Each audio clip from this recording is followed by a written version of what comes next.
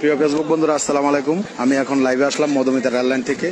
দেখতে পাচ্ছেন আইন শৃঙ্খলা বাহিনী টঙ্গীতে 7 বছরের একটি ছোট্ট শিশু কিছুদিন আগে এক বকাটে ছেলে দর্শন করেছিল। দর্শন করার কারণে মেয়েটাকে দর্শন করে মেরে ফেলে।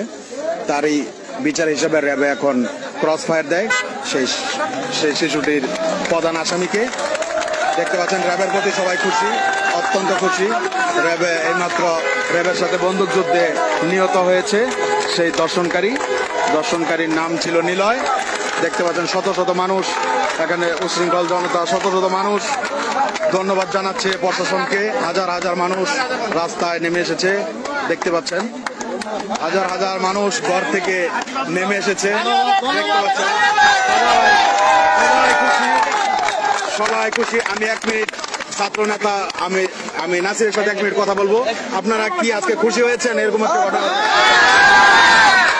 এরকম একটি জঘন্য হত্যাকাণ্ড, একটি শিশু বাচ্চাকে এই রমজানের মধ্যে যেভাবে নির্যাতন করে, দর্শন করে পরবর্তীতে হত্যা করা হয়েছে, এইরকম র্যাপিস্টদের, এরকম দর্শকদের এরকম ক্রস ফায়ারে বিচার চাই আমরা। দেখতে পাচ্ছেন সবাই খুশি, অত্যন্ত খুশি। পুরা মানুষ মিছিল করছে এলাকায়। সেই দর্শনকারীকে এই মাত্র করজ দিয়েছে আমাদের আইন শৃঙ্খলা বাহিনী। র্যাব অত্যন্ত সুন্দর কাজ করেছে।